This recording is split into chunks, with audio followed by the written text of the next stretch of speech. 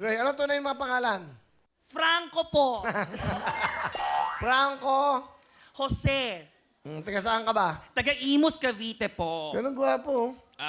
Gwapo to eh. Oh, oh, oh. Ay, Kuya Will. Kaso, bakla. May boyfriend? Wala po. Wala pa? Yun nga po. Bakit? Bakit naman? Hindi ko po alam kung choice ko po, kinakarman ako. Kasi po dati po confused po kasi ako. Eh, sabi po na, Nagka-girlfriend ka ba? nagka-girlfriend po. Ano? Tomboy na po ngayon. Pakilala mo sino kasama mo. Okay?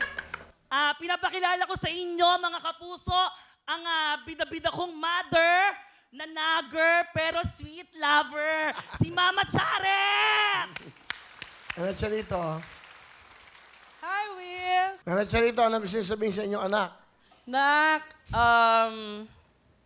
nagpapasalamat ako sa lahat ng mga support at tulong mo sa pamilya. At alam kong marami kang sinakripisyo para sa sarili mo, para sa ating pamilya. Huwag mo na akong paiyakin.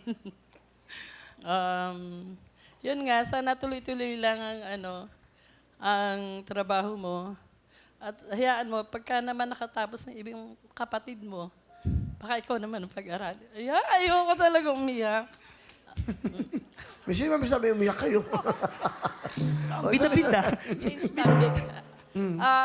Mabubuti naman po sila magkakapatid, lalo na po si Gray. Napaka-supportive niya po sa mga... Ilan po ba sila? Bali po 7. 7. Opo. Pangilan po si Gray? Pangatlo. Sige. Opo. So, nakakatulong siya sa inyo. Opo.